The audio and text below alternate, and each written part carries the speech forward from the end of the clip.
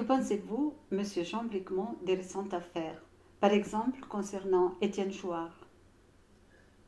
Madame Catherine, merci de me poser cette question, mais je vois que la République est de nouveau en danger parce que Étienne Chouard a fait like sur Facebook à propos d'un site qui n'est pas politiquement correct ou quelque chose du genre, et tout le monde est en émoi, tout le monde doit le dénoncer, se distancer de lui. Bon, c'est peut-être pas que ça, peut-être qu'il a fait un lien, il a dit une phrase sur Soral, etc. Mais ce qui m'intéresse dans cette affaire, d'abord, moi j'aime bien parler d'idées et pas de personnes, mais on va y venir. Mais ce qui m'intéresse dans cette affaire, c'est le climat psychologique que ça dénote. C'est-à-dire que chacun se sent obligé de dénoncer l'autre. Et par exemple, de trouver que les confessions, il y a même des gens qui utilisent le mot confession de Chouard, ne vont pas assez loin quand lui-même se distance de Soral ou je ne sais pas quoi. Je n'ai même pas suivi les détails de cette affaire. Parce que ce qui m'intéresse, c'est la psychologie. Chacun doit montrer qu'il est pur. Mais pur aux yeux de qui? Ça, c'est la question. La pureté, c'est quelque chose de très, je trouve, c'est quelque chose de très dangereux quand les gens, au lieu de réfléchir et d'analyser une situation, veuillent simplement montrer qu'ils sont du côté du bien. D'accord? Ces jours-ci, on rejoue à Bruxelles la pièce de Jean-Paul Sartre qui s'appelle Les Mains sales. Et je vais lire ce qui est à la quatrième de couverture parce que je trouve que c'est une pièce donc, qui a été faite après-guerre et qui est faite sur l'engagement, les ambiguïtés de l'engagement, tous les problèmes des partis communistes, etc. Et une phrase que j'aime bien, à un moment donné, un des acteurs dit « Comme tu tiens à ta pureté, mon petit gars, comme tu as peur de te salir les mains, eh bien, reste pur. À quoi cela servira-t-il et pourquoi viens-tu parmi nous, donc chez les communistes? La pureté, c'est une idée de fakir et de moine. Vous autres, les intellectuels, les anarchistes bourgeois, vous en tirez prétexte pour ne rien faire. Ne rien faire, rester immobile, serrer les coudes contre le corps, porter des gants. Moi, j'ai les mains sales. Jusqu'au coude, je les ai plongées dans la merde et dans le sang. Alors évidemment, c'est très compliqué et je ne vais pas faire tout un discours sur l'engagement, mais et je ne tiens pas nécessairement à justifier toutes les compromissions que font les gens qui s'engagent, mais seulement cette recherche absolue de la pureté, où toute une série d'intellectuels se construisent dans leur tête une, une situation politique où effectivement ils sont purs, ils ont dénoncé Soral, ils ont dénoncé les gens qui sont compromis avec Soral, ils m'ont dénoncé moi, ils ont dénoncé Dieudonné, ils ont dénoncé Poutine, ils ont dénoncé Assad. Bien sûr, ils ne sont pas d'accord avec les impérialistes américains non plus, ils ne sont pas d'accord avec le gouvernement français non plus, ils ne sont pas d'accord avec l'Union européenne, mais ils sont pour une autre Europe, etc. etc. Et ils se sont construits dans leur tête une position qui a toutes les vertus possibles et imaginables, mais qui n'a aucun impact sur la réalité. Et qui consiste à dire, moi je suis, à dire, mais finalement, au discours du pouvoir, face au discours du pouvoir, moi je suis pur, je suis critique, je fais de la critique sociale, je fais des analyses sociologiques, etc. Mais en fin de compte, quand il y a des conflits, je suis dans une situation où on ne peut pas m'accuser de compromission avec les méchants du moment. Et donc, je suis finalement une critique sociale qui n'a pas de portée, qui n'a pas d'efficacité et qui se retranche dans la pureté. Et ça, je pense que c'est un gros problème que l'affaire Chouard révèle, c'est-à-dire que il y a une pression sociale sur Chouard pour dénoncer un tel et pour d'autres pour dénoncer Chouard, etc. Et tout le monde se dit, voilà, il faut se positionner par rapport au dernier méchant du moment. Et moi, je refuse cette logique de la pureté. Moi, je prétends qu'il faut faire de l'analyse et je m'intéresse, comme je vous l'ai dit, aux idées et pas aux personnes. Et je ne vais pas me lancer dans des critiques de personnes et des remarques sur des personnes. Pouvez-vous situer cela dans un cadre plus large? Oui, parce que quand je vois tous ces gens qui s'agitent sur Facebook, etc., je me dis, bon, c'est encore les intellectuels français qui s'occupent comme ils peuvent, parce que il y a une tradition en France de croire que si on éternue à Paris, on attrape un rhume en Amérique latine, mais cette période est dépassée. Je veux dire, les intellectuels français ont totalement perdu comment dirais-je, leur aura avec BHL, évidemment, mais ça a commencé déjà avec Sartre et Foucault lorsqu'ils ont été quémandés en bateau pour le Vietnam, quand ils ont demandé à Giscard d'Estaing d'aider les boat people vietnamiens, ils ont changé une posture qui était celle de l'intellectuel critique vis-à-vis du pouvoir, de l'intellectuel qui soutient le pouvoir et demande au pouvoir de l'aider dans les causes humanitaires qui ont dominé la pensée intellectuelle à peu près depuis cette époque. Et donc, il y a cette, comment dirais cette compromission avec le pouvoir qui est en arrière-fond on va y arriver, mais je veux effectivement situer dans le cadre plus général qui pour moi est celui d'une guerre et d'une guerre mondiale avec plusieurs fronts. C'est-à-dire que vous avez d'une part les États-Unis qui manifestement veulent garder leur hégémonie sur le monde, avec liés à eux tous les milieux sionistes, enfin pas tous mais certains, qui veulent utiliser le pouvoir des États-Unis au service d'Israël. Il faut bien comprendre, il ne faut pas tout mettre sur le dos des sionistes parce que les États-Unis, par exemple, Mme Clinton, elle va certainement s'allier au lobby pro-israélien, mais elle n'est pas, elle a son propre agenda et sa propre idéologie américaine, si on veut, impérialiste, et il y en a d'autres comme cela. Donc il ne faut pas simplifier le discours, mais il y a ces gens-là, avec tous leurs alliés dans les pays européens, dans les pays occidentaux, etc., et qui sont d'une certaine façon en conflit avec le reste du monde, avec le moi je dis toujours la grande transformation sociale du XXe siècle, ça a été la décolonisation, et elle continue aujourd'hui dans la volonté de construire un monde multipolaire, un monde qui échappe à l'hégémonie américaine. Alors on a les pays du BRIC, on a le mouvement des non-alignés, etc. Et en Occident, on a des gens qui sont, on va dire, des conservateurs traditionnels qui ne veulent pas des guerres sans fin, mettons en France des gaullistes, ou aux États-Unis un certain nombre de paléoconservateurs ou de libertariens qui sont opposés à la politique, aux politiques impériales. Et alors, il y a ce qui reste, mais il n'en reste plus beaucoup, de la gauche anti-impérialiste qui est aussi, comment dirais-je, opposée à ces politiques. Et ça, c'est un peu le topo dans lequel on est, et qui est une guerre qui est sanglante en Ukraine, en Syrie, en Palestine. Elle est sanglante sur beaucoup de fronts. Et d'autres fronts, c'est simplement des attaques personnelles, des dénonciations. Mais il faut se rendre compte, et ça c'est le thème des mains sales, c'est quand on est dans une guerre, tous les coups sont permis, il y a des agents provocateurs, il y a des traîtres, il y a des diffamations, etc. Et si on pense à la guerre d'Algérie, eh l'appartement de Sartre a été plastiqué, celui de Malraux a été plastiqué, Henri Alleg a été torturé, pendant la Première Guerre mondiale, Bertrand Russell était en prison. Je veux dire, les intellectuels n'échappent pas à la dynamique des guerres et il faut bien s'attendre à se faire insulter sur Facebook dans les situations actuelles, je veux dire, ou sur des sites. Je veux dire, ce n'est pas très grave comparé à ce qui se passait dans d'autres conflits et la situation peut très bien s'aggraver, y compris dans nos pays, si les tensions internationales s'aggravent. Donc moi je pense qu'effectivement, il faut se placer dans l'idée qu'on est dans un conflit mondial, ne pas se tromper d'ennemis, voir quels sont les problèmes principaux et les problèmes secondaires, et essayer d'avoir ça en tête et se rendre compte qu'effectivement, c'est dommage, mais on n'est pas dans un dîner de gala, comme disait Mao Tse-tung à propos de la Révolution, et on n'est pas autour d'une table à discuter gentiment de savoir si on va instaurer le suffrage, on va remplacer le suffrage universel par le tirage au sort et des choses comme ça, ou comment on va régler le problème du réchauffement. Je veux dire, on n'est pas dans un débat d'idées principalement, mais dans une lutte, et une lutte très très violente entre intérêts divergents. Ça, c'est ce que beaucoup d'intellectuels oublient. Ils voudraient bien qu'on soit autour d'une table à discuter en prenant le thé, mais ça, malheureusement, ce n'est pas le cas. À votre avis, pourquoi beaucoup de jeunes se tournent-ils vers égalité-réconciliation plutôt que vers l'extrême gauche traditionnelle? Ah, ça, c'est une chose qu'on a vue avec la naissance du parti donc Réconciliation nationale, qui, avant d'être créé, a été annoncé, on a déjà parlé de l'interdire. Alors que, par exemple, si on prend le nouveau parti anticapitaliste, le NPA, son ancêtre, c'était la LCR, la Ligue communiste révolutionnaire, qui elle-même avait été reconstruite à partir de la dissolution de la Ligue communiste, qui était l'ancêtre de tout ça. Mais quand la Ligue communiste a été dissoute, c'est pour des faits. C'est pas, on n'a pas dit, oh mon Dieu, c'est des trotskistes, ils vont instaurer la dictature du prolétariat. Regardez, on ne les a pas interdits pour leurs idées, on les a interdits parce qu'il y avait eu des bagarres. Maintenant, je ne dis pas que c'était légitime ou je ne veux pas revenir là-dessus. Mais je veux dire, ici, on veut interdire les gens pour leurs idées avant même qu'ils n'aient fait quoi que ce soit. Il n'y a pas eu de bagarres, d'actions violentes, etc.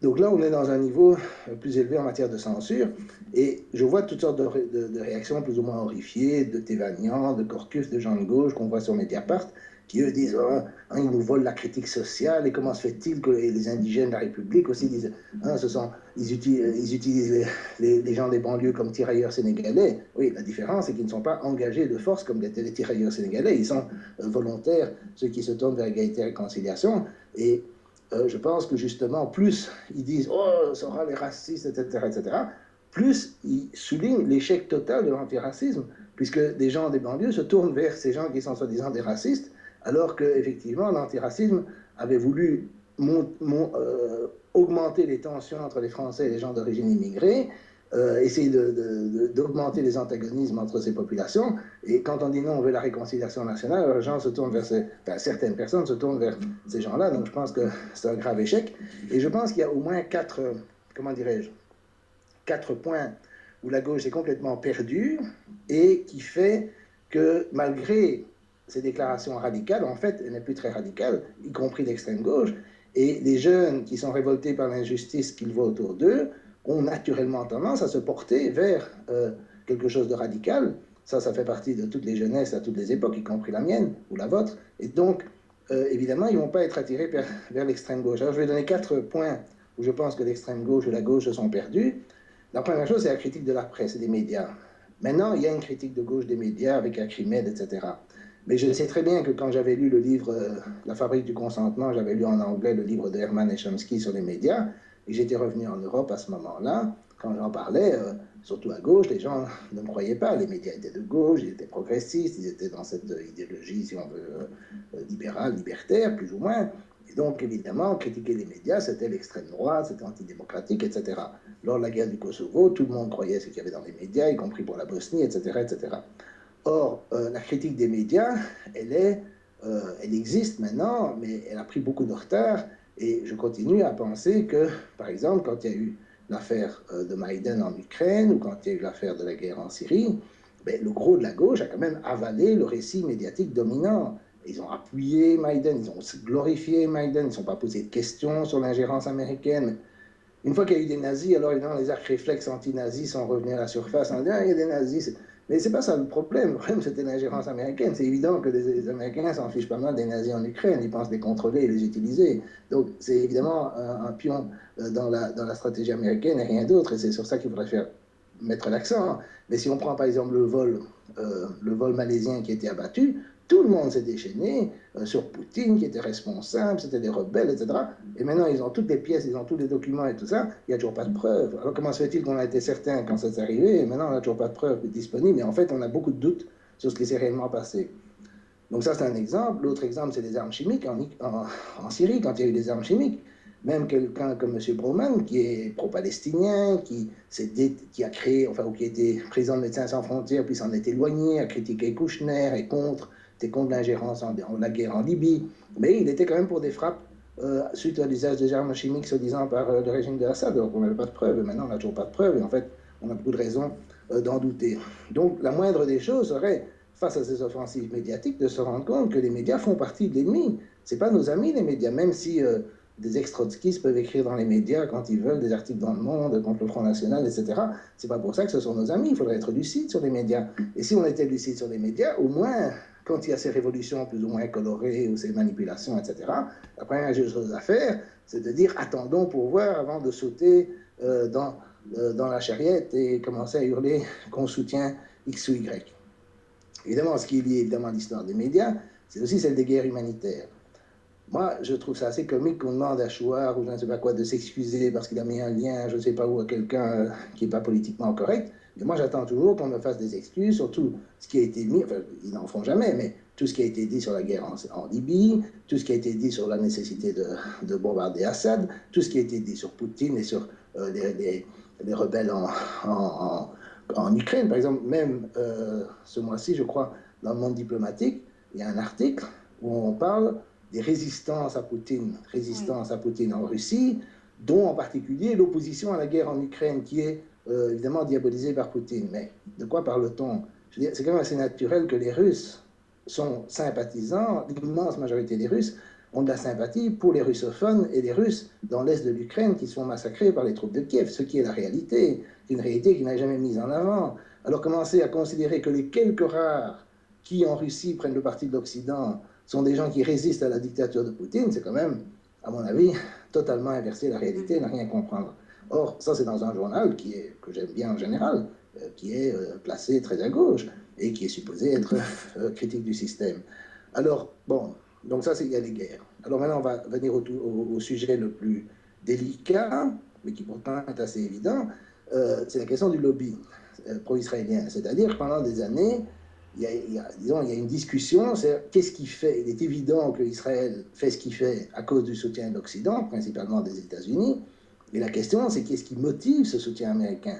Est-ce que ce soutien américain est dû à des intérêts impérialistes classiques, géostratégiques, économiques, etc. Ou bien est-ce qu'il est au contraire dû à, comment dirais-je, à la pression du lobby? Alors, Mearsheimer et Walt ont écrit un livre très détaillé, pas antisémite. Évidemment, ils sont passés à la moulinette, on les a traités de nazis, tout ça, on fait ça tout le temps. Mais ils ont écrit un livre très, très bien argumenté, très académique. Et je vois bien que chaque fois que je discute et que j'essaie de défendre la thèse de Mearsheimer et Walt, moi aussi, je passe à la moulinette. Donc, eux, ils ont documenté la façon dont le lobby travaille et comment une personne après l'autre, c'est très simple. Ils payent les gens pour les élections, ça c'est évident.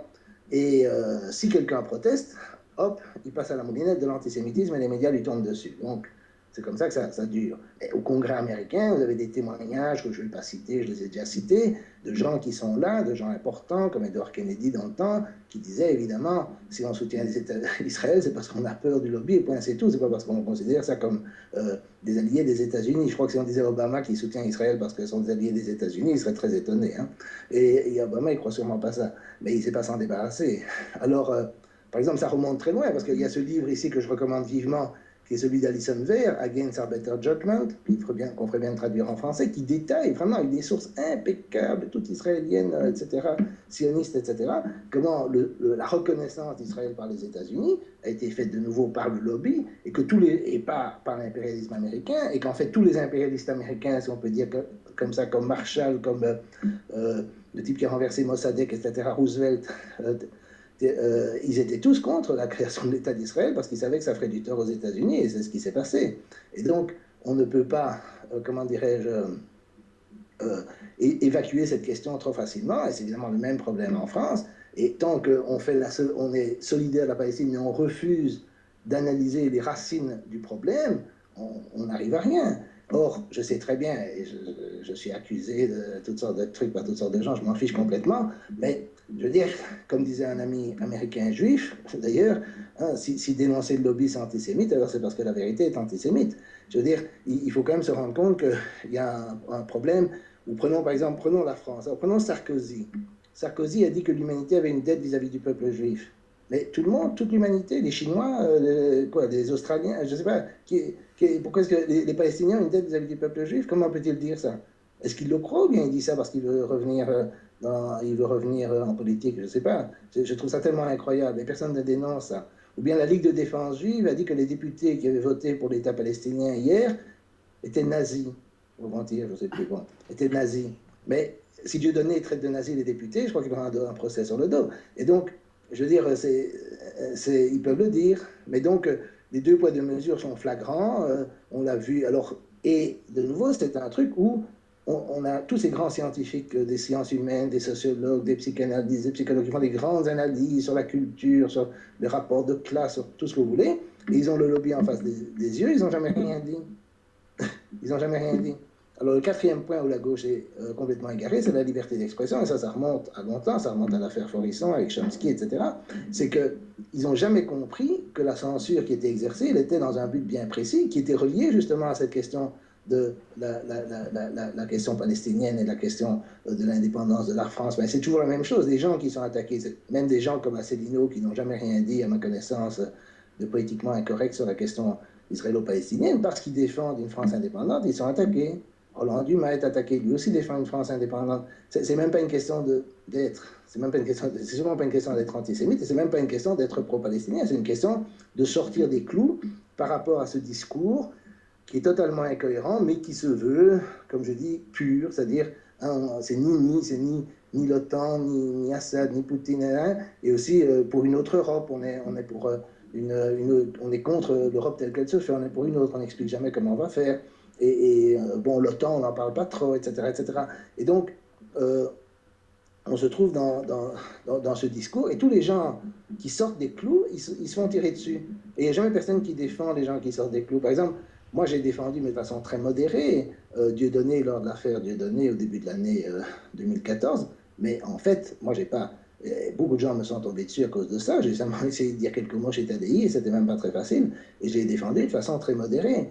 Alors, je vois que l'hystérie, ça provoque. Il n'y a personne, bon, si les gens ne sont pas d'accord avec moi, qui disent ce qu'ils veulent dire, mais qui donnent un avis argumenté sur la question, qui donnent des justifications de la censure et qui ne soient pas tout le temps obligés, comme certains, de diaboliser Dieudonné dès qu'il défend ses droits. Moi, je défends ses droits. Après, l'opinion qu'on a de Dieudonné, chacun a son opinion. C'est pas ça la question. La question, c'est celle des droits, point à la ligne. Et donc, je veux dire, il y a ce climat. Donc, de censure. Et ça, c'est de nouveau un truc où la gauche n'a pas fait son travail, et n'a pas fait de travail critique du tout, et reste encore englué là-dedans, puisqu'il trouve nécessaire de dénoncer Chouard, ou des gens comme moi, ou Michel Collomb, ou Sapir, ou Berruyer, enfin, tous les sites qui sortent des clous, quoi. Tous les gens qui sont un peu trop souverainistes, un peu trop anti-impérialistes, un peu trop... tous ces gens-là. Alors évidemment, ils se plaignent. Alors évidemment, quand tout cela étant, évidemment, les gens vont se tourner vers une alternative radicale qui ne va pas rentrer dans les clous le jour où il y a une nouvelle guerre humanitaire, qui ne va pas exercer la censure quand on attaque Dieudonné, qui ne va pas croire la presse, etc. Alors, par exemple, un des thèmes favoris de la gauche, c'est de dénoncer le complotisme. Moi, je suis connu comme étant non complotiste et critiqué pour cela, mais néanmoins, à qui la faute du complotisme? Une des fautes, c'est la non-crédibilité de la presse. La presse a perdu toute crédibilité. Dans la mesure où elle a perdu toute crédibilité, eh bien, on se retrouve dans une situation où, effectivement, il y a alors un certain nombre de légendes urbaines qui circulent, dont évidemment un certain nombre de choses qui sont vraies. C'est-à-dire que sur l'avion ukrainien, on peut se poser des questions, sur les armes chimiques d'Assad, on peut se poser des questions, etc., etc. Après, il y a des choses que moi je trouve moins crédibles, mais ça c'est autre chose. Alors, le problème que j'ai évidemment avec cette gauche, c'est qu'alors, et ça c'est pour moi la contradiction ultime, c'est que souvent, dans ceux qui ne sont pas évidents, il y a ceux qui sont dans le Parti Socialiste, etc., ça c'est autre chose, mais il y a tous ceux qui se disent anticapitalistes. Alors, moi je veux bien être anticapitaliste, mais je pense que remplacer le capitalisme, c'est une longue discussion, c'est pas si simple, mais ils se disent anticapitalistes. Bien. Mais c'est terriblement abstrait. Parce que si on prenait des mesures, comme on en a prises après la guerre, de nationalisation du crédit, de nationalisation des grandes entreprises, ou même de rapatriement de l'or suisse, etc., qui seraient des mesures qu'on pourrait peut-être juger anticapitalistes, ou auxquelles s'opposent les banques, par exemple, ou capitalistes. Si on prenait ces mesures-là, ben, que feraient les Américains? Ben, ils feraient ce qu'ils ont fait d'abord, ce qu'ils ont fait en France après la guerre, ils feraient ce qu'ils ont fait au Chili, ce qu'ils font maintenant en Syrie, en Ukraine, vis-à-vis de la Russie, etc., vis-à-vis de l'Iran. Tous les pays qui sortent des clous, ils les attaquent. Et donc, et puis ils ont fait avec Cuba, ils ont fait ça avec des tas de pays.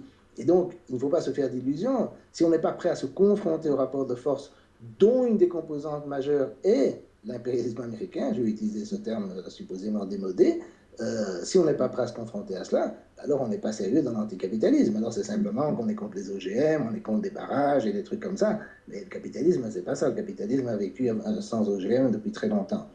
Et il y a vraiment un truc tout à fait malsain que j'associe, si on veut, à l'institutionnalisation, ce que j'appelle l'institutionnalisation de mai 68. C'est-à-dire, je pense que les jeunes aujourd'hui ne savent pas, ne comprennent pas le climat de répression morale qu'il y avait avant 68 et ne comprennent pas 68. Mais ce qui s'est passé, c'est qu'il y a eu une révolte contre la domination, on va dire, de la morale du côté gaulo-catholique, pour parler de la France, ou catholique dans des pays comme la Belgique, et aussi du côté communiste. Et donc, il y a eu cette explosion. Et bon, à ce moment-là, il y avait un peu de tout, il y avait toutes sortes de trucs qui sont partis dans tous les sens. Bon, ça, c'était une période d'effervescence et c'était en fait quelque chose d'assez positif. Mais à partir de l'époque Mitterrand, beaucoup de ces révolutionnaires ou pseudo-révolutionnaires se sont installés dans l'édition, dans l'enseignement, dans l'université, dans les médias, etc. Et alors, ils ont finalement créé une espèce de bourgeoisie soi-disant radicale, mais qui a dû évidemment trouver des thèmes qui lui permettaient de sauver sa conscience en se donnant l'impression d'être radicaux et d'être critiques, tout en n'étant plus objectivement. Sinon, ils n'auraient pas ce genre de poste. Quand ils étaient rebelles, ils n'avaient pas ce genre de poste. Et les gens qui sont rebelles, en général, ne trouvent pas de poste. Alors, ceux qui le sont vraiment. Et donc, qu'est-ce qu'ils ont fait? Ben, ils ont inventé. D'abord, ils sont rattachés à l'idéologie de l'ingérence humanitaire, qui était une façon pour les Américains de continuer leur combat pour l'hégémonie, mais au lieu de combattre des mouvements de libération nationale comme ils l'avaient fait au Vietnam, ils combattaient des États issus des mouvements de libération nationale, comme il y avait au Nicaragua, etc., ou en Iran, enfin, des mouvements indépendantistes, etc. Ils combattaient ces mouvements, donc ils avaient l'aura d'être des rebelles, puisqu'ils se mettaient du côté des rebelles, des révolutionnaires, comme ils le font maintenant en Syrie ou en Ukraine, etc. Et en ayant cette aura-là, évidemment, ils peuvent les révolutionnaires du passé peuvent dire on est toujours révolutionnaire, on est solidaire des peuples, de quel parti, de quel peuple et dans quelles circonstances, ça c'est justement la question qu'ils évitent de poser. Et alors évidemment, cette gauche qui est restée comme ça vaguement anticapitaliste dans un sens très abstrait, évidemment, c'est réintégré dans le système à ça. Et alors, l'autre truc qu'ils ont trouvé, c'est comme ils ont adopté, avec cette idée des guerres humanitaires, l'idéologie des droits de l'homme, ils ont abandonné toutes les perspectives, disons, de la gauche classique sur la paix, l'anti-impérialisme, le socialisme, etc. Tout ça s'est passé à la poubelle. La critique des médias, c'est devenu stalinien, la critique des institutions culturelles aussi. Et donc, ils ont abandonné tout cela. Et comme ils ont dû se trouver une idéologie de substitution, il y a eu l'antiracisme et l'antifascisme. Ils ont inventé une menace fasciste qui était imaginaire, et ils se sont mis à combattre le racisme qui n'est pas imaginaire, ça c'est vrai, mais la lutte contre le racisme est imaginaire, parce que la façon dont ils la font, ça ne fait qu'irriter plus les gens et les rendre plus racistes, parce qu'on les traite de tous les noms, on les menace, on les condamne, etc. Et ils se condamnent eux-mêmes à leur propre impuissance, en ayant cette idéologie de la dénonciation permanente que j'ai aussi connue en 68 dans des groupes radicaux où chacun devait dénoncer son voisin comme n'étant pas suffisamment maoïste ou trotskiste ou je ne sais pas quoi. Et c'est la même idéologie maintenant. C'est ce que j'appelle le stalinisme bobo, c'est-à-dire c'est pas aussi fort que ce qui se passe à l'époque de Staline, mais ça me fait penser un peu aux intellectuels français. Je parle pas des intellectuels français d'après-guerre qui effectivement dénonçaient, s'excluaient les uns les autres, etc., etc. Et moi, je trouve que c'est tout à fait catastrophique et je comprends très bien pourquoi ça n'attire pas les jeunes. Et je pense qu'on est en train de vivre une espèce de mai 68 à l'envers où la jeunesse se détourne, comme notre jeunesse, enfin la mienne et la vôtre, s'est détournée du discours dominant, on va dire, anticommuniste classique, très moral, religieux, etc., qui avait avant 68. Maintenant, les gens se rebellent contre cette bourgeoisie de gauche installée, comme je dis, dans l'université, les médias, etc., et rejette plus ou moins tout ce qu'elle charrie, c'est-à-dire l'antiracisme, l'antifascisme, mais aussi la libération des mœurs, enfin tout ce qu'elle défend. Et ça moi j'en suis pas heureux, mais la faute en incombe justement à cette gauche complètement dévoyée et cette extrême gauche. C'est pas qu'il y a une gauche de pouvoir et puis une extrême gauche qui la critique, non. L'extrême gauche est souvent comme la gauche, mais en pire, dans ce qui s'appelle dans la lutte contre la censure, les guerres humanitaires, ils sont pas mieux, ils sont pas différents, il n'y a pas de critique. Donc il n'y a pas de véritable critique sociale de ce côté-là, et donc les jeunes se tournent vers ce qui leur paraît radical, ben ça, c'est comme ça, il faut qu'ils apprennent à jouer à l'arroseur arrosé. Une vraie gauche pourrait-elle jouer un rôle moins conflictuel, plus constructif? Qu'entendez-vous de la gauche, d'une vraie gauche? C'est difficile pour moi de faire tout un programme comme ça en 5 minutes, mais moi je vois quand même qu'en Amérique latine, il y a un mouvement, tous les mouvements dits bolivariens, c'est quand même des trucs que je considère comme une vraie gauche. Et ce ne sont pas des gens, enfin je ne les connais pas bien parce que je ne vis pas là, je ne connais pas l'espagnol, mais comment dirais, je n'ai pas l'impression qu'ils passent leur temps à se tirer dans les pattes et à montrer qu'ils sont purs parce que justement, ils cherchent à agir. Par exemple, je vais prendre Chavez. Chavez a été critiqué, y compris par Mélenchon, mais aussi par toutes sortes de gens, parce qu'il avait une alliance de fait avec Ahmadinejad. Et on a exigé qu'il dénonce Ahmadinejad, etc., comme s'il allait écouter les intellectuels parisiens, il a autre chose à faire. Bon. Mais ça, c'est toujours cette manie qu'il a à vouloir que la pureté. Mais l'autre, il est comme le type des mains sales. Il essaie de faire quelque chose, d'agir sur le monde, et donc il se salit les mains. Bon, je ne sais pas ce qu'il pense d'Ahmadinejad, mais ce n'est pas la même idéologie, c'est évident. Mais ils sont alliés avec Poutine, avec d'autres, avec les Chinois, peu importe, parce qu'ils sont alliés contre les États-Unis. C'est aussi simple que ça. Et ils ont besoin de s'allier avec les États-Unis. Et dès qu'on fera de la vraie politique, on aura les mains sales jusqu'à un certain point. Jusqu'à quel point, ça se discute. Mais n'empêche, par rapport aux apôtres de la gauche morale, qui sont des idéologues de la pureté absolue, effectivement, on aura les mains sales. Et le contraste entre la gauche latino-américaine, qui, elle, change les choses et qui les change en bien, et qui fait des compromis avec le capitalisme, c'est parce qu'il y a aussi des extrémistes qui trouvent qu'ils devraient tout nationaliser demain, etc., comme si c'était ça la solution. Bon. Et donc, ils font des compromis, mais ils avancent. Ils avancent parce que justement, ils sont prêts à se salir les mains. Mais pour moi, c'est le continent où on voit une vraie gauche exister. Alors, il y a aussi, je dois dire, par exemple, des mouvements comme Stop the War Coalition en Angleterre, qui font du très bon travail, qui sont arrivés à certains résultats, c'est pas qu'ils ne sont arrivés à rien. Et de nouveau, ce sont des alliances, des coalitions de gens où on va trouver des musulmans, on va trouver des incroyants, des chrétiens, etc. On va trouver des gens de toutes sortes qui vont s'unir sur un thème unique, qui est d'arrêter la guerre, c'est tout. Et qui vont être critiques à la fois du Labour et des conservateurs, qui ne vont pas s'allier vis-à-vis d'un seul parti. Et donc, dans ces gens-là, on va effectivement trouver un front. quand je parlais du lobby, j'ai oublié de signaler ça, mais il y avait un article dans le Washington Post, qui n'est pas un journal antisioniste, qui montrait Adelson et Saban. Adelson, ce sont deux milliardaires, tout à fait sionistes, assez âgés. Adelson, il soutient les républicains, Saban soutient les démocrates. Mais comme ils disent, quand il s'agit d'Israël, il n'y a ni gauche ni droite. Et Saban, il rêve d'une chose, c'est que Hillary Clinton soit présidente et fasse la guerre à l'Iran. Tous les deux, ils veulent une guerre avec l'Iran. Rien que ça. Ils ont des milliards, enfin, ils ne dépensent pas des milliards, mais ils dépensent des millions pour acheter des élections. Et comme ça se fait. C'est dit dans le Washington Post.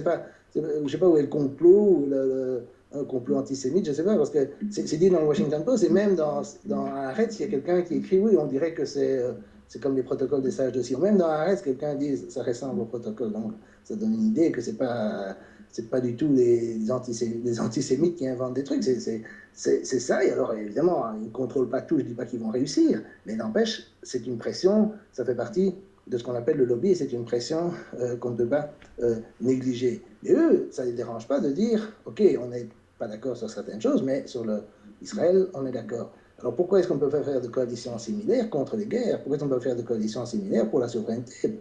Pourquoi est-ce qu'on ne peut pas mettre simplement entre parenthèses, comme le fait l'Union populaire républicaine d'Asselineau, toutes les questions autres que celles de la souveraineté nationale? Pourquoi pas? Ça, c'est une question qu'on pourrait poser. Or, des gens qui veulent une gauche pure, c'est toujours le mythe de la pureté et qui empêche toute efficacité et en fait, qui finalement fait que les gens sont dans leur tour d'ivoire et ne mènent à rien. Alors, ce que devrait faire, moi, personnellement, ma priorité, c'est toujours la question de la paix et de l'impérialisme, parce que je pense que c'est la condition de possibilité de tout le reste. Je ne pense pas que dans un monde, si vous voulez, dominé par l'OTAN, l'Union européenne, toutes ces institutions supranationales, on va gentiment, subitement, créer des collectivités anarchistes autogérées un peu partout, vivant de façon en harmonie avec la nature, etc., ou le genre de choses que les gens peuvent imaginer. Je pense qu'effectivement, il faut rassembler les gens sur un programme minimal qui n'est évidemment pas celui des anarchistes, et ce programme minimal, effectivement, il peut être progressiste, mais il peut rassembler des gens comme Roland Dumas, par exemple, qui dit il n'y a plus de politique indépendante de la France, il n'y a plus de politique étrangère de la France. Il y a des tas de gens qui, à certains niveaux, sont critiques. Et moi, je regrette effectivement que, pour autant que je puisse voir, il n'y a pas vraiment de mouvement rassembleur. Aux États-Unis, il y a cette volonté. Il y a Ralph Nader, par exemple, qui vient de la gauche écologique. Il a écrit un livre qui s'appelle Unstoppable sur les alliances gauche-droite contre le corporatisme, contre le militarisme, contre l'ingérence, etc. Et c'est très possible de rassembler les gens sur cette base-là, de même qu'effectivement, les droits de l'hommistes et les sionistes se sont alliés dans les guerres humanitaires, etc., même s'ils ne sont pas d'accord sur d'autres choses. Et donc, moi, je pense qu'il faut réorienter les priorités, sortir de la politique de la pureté, affronter les questions réelles et surtout débattre. Pour débattre, il faut lever les tabous. Il ne faut pas dire, voilà, je ne vais pas rencontrer Chouard, comme le dit le parti de gauche, on ne va pas l'inviter, on ne va même pas discuter avec lui, etc. Ça, c'est absurde. Très bien. Je vous remercie, Jean Bricmont, pour cet éclairage. Merci beaucoup, Madame Catherine.